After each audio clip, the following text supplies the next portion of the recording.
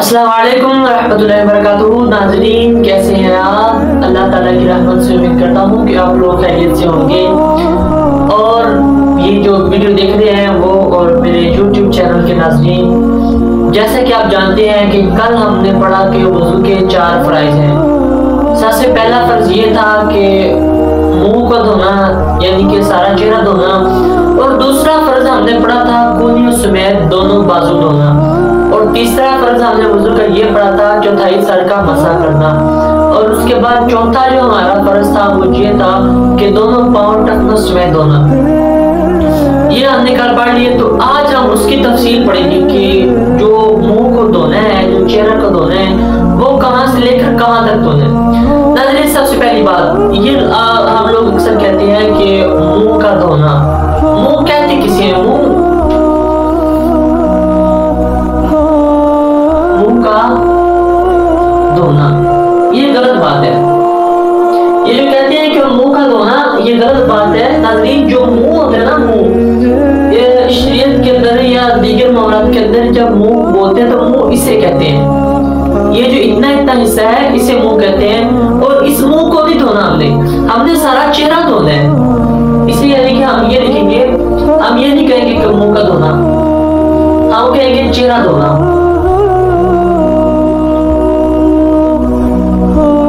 मुकम्मल चेहरा धोना, ठीक है। ये है हमारा पहला फर्ज। इसकी तफसील, चेहरा कहां से लेकर कहां तक होता है, ये तो मुंह हो गया।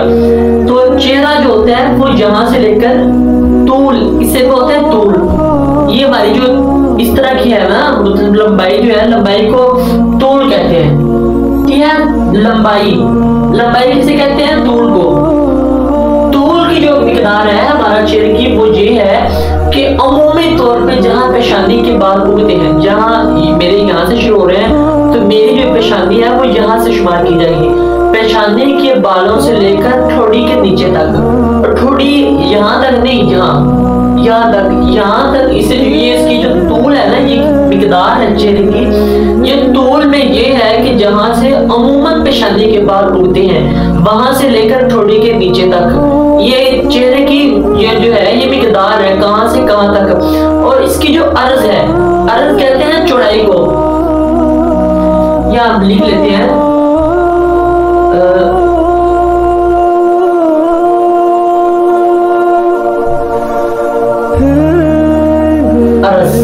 अर्ज यानी कि चौड़ाई। और चौड़ाई इसकी ये है, चेहरा धोने की जो मिकदार है चौड़ाई की, वो ये है कि एक कान की लो से लेकर दूसरे कान की लो तक। अब ये हमारा ये जो मुंह चेहरा है ना, चेहरा ये कंप्लीट हुआ। तूल में इसकी ये है अमूमी तौर पे जहाँ पेशानी के बाल उगते हैं, जहाँ से वहां से लेकर ठोड़ी के नीचे तक, एक कान की लो से लेकर दूसरे कान की लो तक, जहां तक चेहरा धोना फर्ज है। अगर हम ऐसा नहीं करेंगे, मिसाल के तौर पे हमारे यहाँ से बाल उगना शुरू होते हैं तो मैंने यहाँ तक चेहरा धो लिया, तो मेरा फर्ज मुकम्मल नहीं होगा, और जब मेरा फर्ज नहीं होगा तो मेरा वज़ू भी नहीं होगा। ये बातें याद कर दें कि अगर फर्ज के अंदर छोटी सी भी कमी होगी, थोड़ी सी भी कमी होगी, हमारा फर्ज अदा नहीं होगा, और जब हमारा फर्ज ही नहीं होगा तो हमारा वज़ू भी नहीं होगा, और फिर हमारी नमाज भी नहीं होगी। तो ये तो था चेहरा, इसकी मिकदार ये थी तूल और अर्ज, यानी कि इसकी लंबाई और चौड़ाई हमने पढ़ी जी। अब हमारा यहाँ पे एक फर्ज मुकम्मल हो चुका, इसके अंदर अगर कोई थोड़ी सी भी कमी पेशी रहेगी तो हमारा वज़ू नहीं होगा। अब इसके बाद चलते हैं हम दूसरे रुकन की तरफ। दूसरा फर्ज था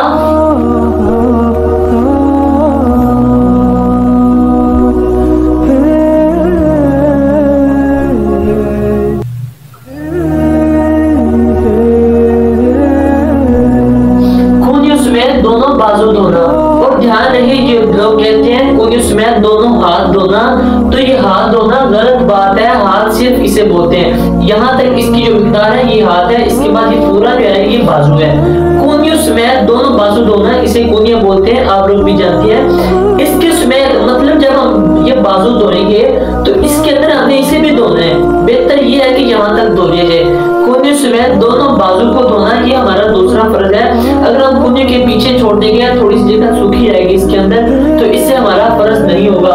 ये जो लोग कहते हैं ना कोनियों समेत दोनों हाथ धोना, हाथ धोना, ये गलत बात है।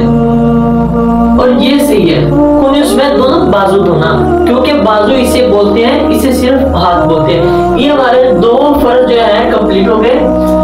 अदरवाइज चलते हैं, अब हम चलते हैं तीसरे फर्ज की तरफ। तीसरा हमारा फर्ज था चौथाई सर का मसा करना, यानी कि सर का मसा करना, सर का मसा करना, ये हमारा था तीसरा फर्ज। अब इसको करने का अंदाज क्या होगा, ये तो मुतलका नहीं कुरान मजीद में इरशाद हुआ ना, अपने सरों का मसा करो। और मिकदार इसकी क्या है, सर की मतलब जो हम मसा करेंगे वो कहां से लेकर कहां तक करेंगे। चौथाई आप देख सकते हैं कि एक चीज के 4 हिस्से होते हैं, जैसा कि अब सर इसकी करना, तो सर का मसा जो करना है ना, जो फर्ज है वो ये है कि चौथाई सर का मसा करना। चौथाई सर का मसा मतलब अब हमारे सर के 4 हिस्से हैं, 1 है, 2 है, 3 है, 4 है, तो इसमें से कौन सा हिस्सा हम करेंगे तो हमारा चौथाई हिस्सा होगा जी। तो इसके मतलब ये है कि आप पूरे सर में से किसी भी चौथाई हिस्से का मसा कर देंगे तो आपका फर्ज जो है वो अदा हो जाएगा। जैसा कि अब ये मेरा हाथ है, अब मैंने ऐसे कर दिए ऐसे, तो अब मेरा फर्ज मुकम्मल हो चुका है। या मैं ऐसे कर लेता हूँ, या मैं ऐसे कर लेता हूँ, या मैं टोपी उतार के ऐसे कर लेता हूँ, तो ऐसा करने से मेरा फर्ज मुकम्मल हो जाएगा और मेरा वुजू भी हो जाएगा। लेकिन अकेला ऐसा करने से ये सुन्नत के खिलाफ होगा, क्योंकि सुन्नत का तरीका जो है वो अलग है, मसा करने का सुन्नत का तरीका अलग से है, तो ये सुन्नत के मुताबिक तरीका नहीं है। इसीलिए मुझे सुन्नत अदा ना करने का मतलब ये है, ये इसका बेनिफिट मुझे नहीं मिलेगा। लेकिन मेरे मसे का जो फर्ज है ना वो अदा हो जाएगा, मसा इसे मेरा शुमार किया जाएगा जैसा कि मैंने सर का मसा किया है। इसके बाद हमारे यहाँ पे 3 कंप्लीट हो गए। अब हमारा चौथा फर्ज था टखनों समेत दोनों पांव धोना, दोनों पांव धोना, ये हमारा है चौथा फर्ज। हमारा चौथा फर्ज क्या है, दोनों पांव धोना टखनों समेत।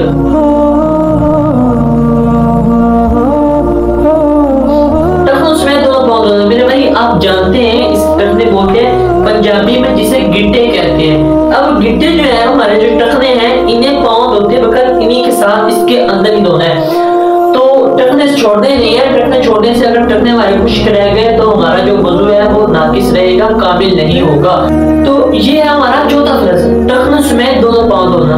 ये जो हमारे टखने हैं ना, इसे हमने मुकम्मल तौर पे धोना है, पांव के साथ धोना है, ये हमारे पांव के अंदर शामिल है। चौथा हमारा जो रुकन है टखनों समेत पांव धोना। अगर हम टखनों को साथ नहीं धोएंगे, टखनों से नीचे नीचे तक धोएंगे, टखने अगर सूखे रह गए तो इससे हमारा वुजू जो है वो नहीं हो पाएगा, क्योंकि हमारा जो चौथा रुकन है वो ये है कि टखनों समेत दोनों पांव धोना। तो ये है पहला मुंह धोना, यानी कि ये जो मुंह धोना है इसे हम हम कहेंगे कि मुंह धोना नहीं है, क्योंकि ये गलत है, मुंह सिर्फ इसे बोलते हैं। हम कहेंगे पहला है चेहरा धोना, ये हमारा पहला फर्ज है। उसकी तूल यानी कि लंबाई, अर्ज यानी कि चौड़ाई, इसकी मिकदार क्या है वो मैंने बता दी। अब इसके बाद है हाथ धोना, यानी कि कूनी समेत हाथ धोना। सॉरी हम नहीं कहेंगे, हम कहेंगे कूनी समेत दोनों बाजू धोना, क्योंकि ये बाजू है, हाथ ये होते हैं, इसीलिए हम हाथ नहीं बोलेंगे। अब है तीसरा रुकन हमारा सर का मसा करना, और चौथा फर्ज है हमारा दोनों पांव टखनों समेत धोना। अगर इन चारों में से हमने कोई एक चीज भी छोड़ दी, इन चारों में से हमने कोई एक चीज भी छोड़ दी, या किसी के अंदर कमी पेशी की, हमने थोड़ा सा भी कोई रह गया इनके मुकम्मल करने से, तो हमारा वुजू नहीं होगा। और आप जानते हैं जब वुजू नहीं होगा तो हमारी नमाज भी नहीं होगी।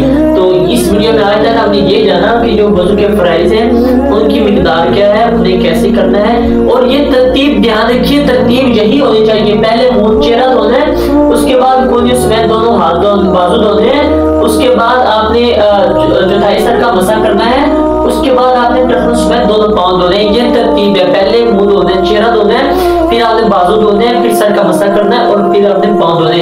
इस तरतीब को भी आपने मद्देनजर रखना है, तरतीब का भी लिहाज रखना है। तो इसमें से अगर आपने एक भी ना की तो हमारी नमाज नहीं होगी। ये आप दूसरों तक भी पहुंचाइएगा, उनको पता चल जाएगा, तो इसका स्वाब आपको भी मिलेगा। वीडियो एंड तक देखने का शुक्रिया। मिलते हैं अगली वीडियो में, और इस दफा इंशाल्लाह हम पढ़ेंगे कि वुजू की सुन्नतें कितनी हैं, कौन कौन सी हैं। तो इंशाल्लाह जब मिलते हैं कल नेक्स्ट वीडियो में। अपना ख्याल रखिएगा और मुझे दुआ में याद रखिएगा। अस्सलाम वालेकुम व रहमतुल्लाहि व बरकातहू।